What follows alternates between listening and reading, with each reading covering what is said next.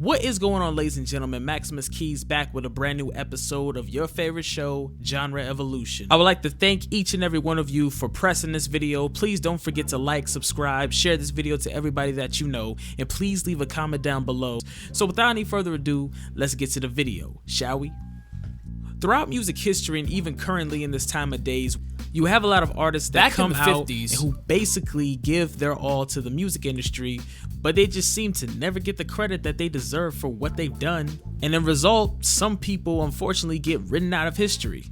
Back in the 50s, you had a long list of artists who unfortunately never got their credit and their just due from the industry and just the public, whether it came from songwriting, publishing, or even just simple trends. A music artist that was a victim of that situation was the one and only late great Little Richard. Back in the 50s, Little Richard was on top of rock and roll glory. One of his early biggest hits that everyone knows today is Tutti Frutti. And even though Tutti Frutti was successful, Tutti Frutti almost wasn't his song anymore. There would be another artist in the 1950s by the name of Pat Boone who would actually cover one of his songs, Tutti Frutti, off of one of his records. In fact, Little Richard did not know that anyone covered that song until he heard it on the radio. Plus, the label that released Pat Boone's record didn't even notify Little Richard at all. Pat Boone's cover of Tutti Frutti was actually a hit, and it was because of that Little Richard could have been faded to obscurity. Imagine if no one knew that Little Richard made this song. But it was because of this moment that Little Richard sang faster, louder, stronger, and played those keys heavier than ever. And it was time after that event that he was later on labeled the architect of rock and roll. A similar situation to that would actually happen once again, and it would happen with a brand new rising star by the name of Elvis Presley. Throughout Elvis Presley's career, one of his biggest songs that everybody knows to this day is a song called Hound Dog. And the song Hound Dog was actually originally written by Big Mama Thornton. And once again, the label would not put her name on any of the credits of the music. And around this time, he was actually being used in such a way where it was very dishonest. Throughout Elvis's career, he has always attempted to speak about his influences and talk about who inspires him musically. But unfortunately, the industry just didn't want to hear that. They just wanted to see him, hear him. They didn't want him to talk about the people he was inspired by. There was actually an interview back in the late 60s where a reporter had labeled him the king of rock and roll. And in that same interview, he would say to the reporters and everybody that he was not the king of rock and roll. And in that same interview, he would actually say to the reporters and everybody that was in that room that Fats Domino was the king. And he would even say how Fats Domino helped inspire him in music back in the day. And once again, nobody wanted to hear that either. Nobody wanted to believe that. And it's messed up because you could tell that with all the information that he knew and that he tried to speak to the public, that he really did love the art form.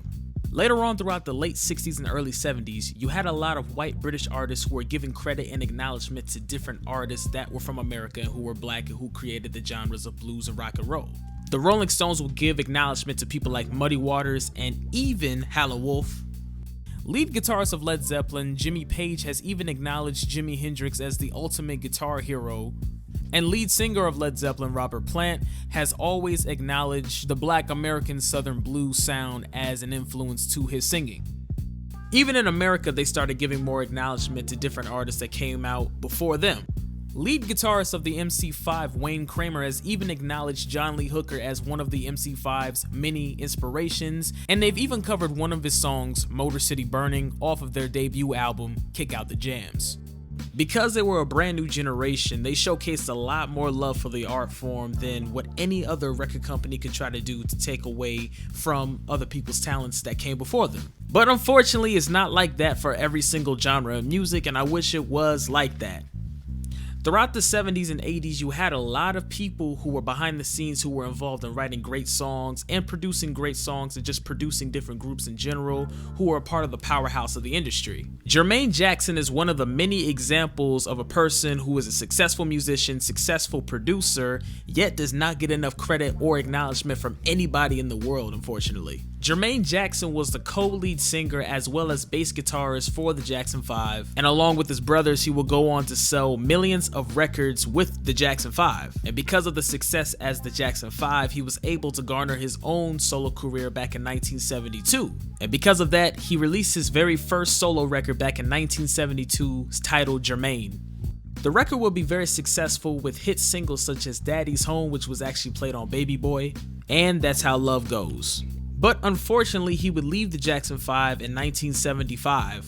However, by this time, he was able to gain his own success with his own solo career. And soon he would become the president of Motown and have his hand behind certain projects.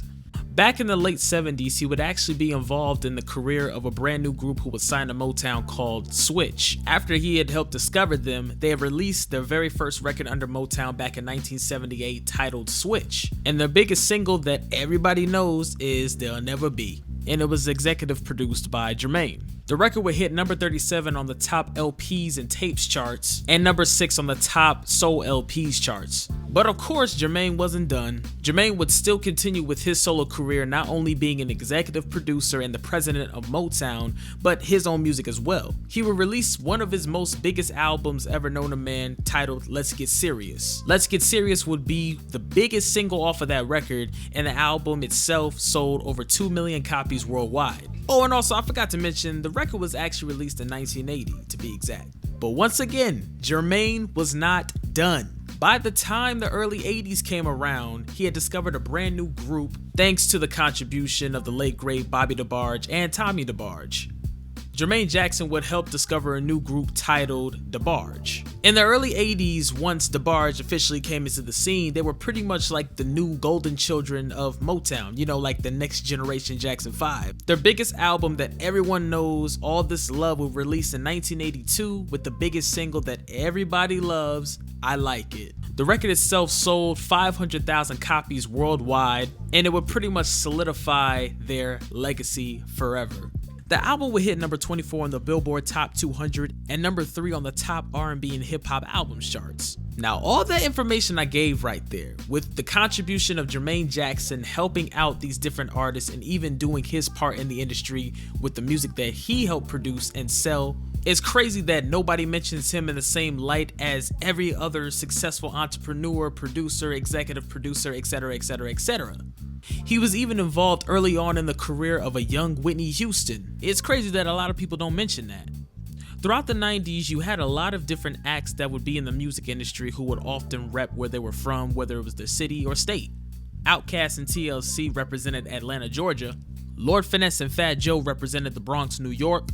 And one group that barely gets mentioned when it comes to history and hip-hop culture that represented Philadelphia was the Youngsters. The Youngsters was a hip-hop trio from West Philadelphia who was discovered by Lawrence L.G. Goodman, the teacher, who also was from West Philadelphia as well. The group featured 2 brothers and 1 cousin. Younger brother Karan Q-Ball Goodman, older brother Taji Taj Mahal Goodman, and older cousin Tariq Rigjees Dawson. 2 of the brothers were actually the sons of Lawrence L.G. Goodman, the teacher, who all came from the West Philadelphia area as mentioned before. And with Lawrence Goodman's hardworking expertise and knowing how to work business right, the boys would get together and would eventually start a group and would later on get signed to East West Records thanks to the contribution of Lawrence L.G. Goodman, the teacher. Their first official album would officially come out in 1992 titled Something for the Youngsters, and the biggest single that would come from the record would be a track called Pass the Mic. The record would be an introduction to them in the industry, however it was their second album when they started making some noise. They would get older and they would start getting more mature, which meant that their penmanship started to get better, and in the result of that, they would release their second studio album in 1993 called The Aftermath. The Aftermath was actually one of their most successful albums known to man in the early 90s, with hit singles such as Is You With Me and Cruise Pop produced by KG from Naughty by Nature. Is You With Me would hit number 9 on the Hot Rap Singles charts, and Cruise Pop would hit number 3 on the Hot Rap Singles charts, number 59 on the Hot Rap and R&B charts, and number 26 on the Hot Dance charts. And the whole entire album would hit number 4 on the Heat Seekers charts, number 126 on the Billboard 200, and number 25 on the top R&B and hip hop albums charts. The Youngsters were hip-hop from when they started all the way up to when they ended. Not only that, but they were also in touch and intact with underground culture of the 90s too. They would release their third studio album titled No Mercy in 1994, which would hit number 45 on the top R&B and hip-hop albums charts. Hip Hop Ride, which was one of the singles from the record, would hit number 21 on the Hot Rap Singles charts, number 62 on the Hot R&B and Rap charts, number 21 on the Hot Dance charts, and number 68 on the Billboard Hot 100. The single Mad Props would also chart, and it would hit number 21 on the Hot Rap Singles charts and number 19 on the Dance Singles charts. They were on fire at this time, and nobody was repping Philadelphia at all like the youngsters were. They would release one last studio album titled I'll Make You Famous, and the single that hit the charts from the record was I'll Make You Famous, which hit number 25 on the Hot Rap and Hip Hop Songs charts. Now, with all the success and all of the things that the youngsters helped contribute to the music industry, you would think that they would get praised because of their contribution, but much of that does not happen, unfortunately. Plus, too, it seems that anytime a person talks about Philadelphia hip-hop history, they always seem to get excluded out of history to obscurity. Realistically thinking about it, the youngsters were the first Meek Mills before Meek Mill has ever had a career. They were also co-signed by some of the heavyweights in hip-hop, such as Naughty by Nature, Marley Marl, the Beatnuts, and plenty more. Them not getting enough shine that they deserve, I just never understood that, and I never will understand that, based on the history that I just gave to you right now. Well, that's the end of the video, ladies and gentlemen. Please don't forget to like, subscribe, share this video to everybody that you know. Thank you so much for watching all the way up to the end of this video. Please leave a comment down below. Thank you so much again, and please be safe.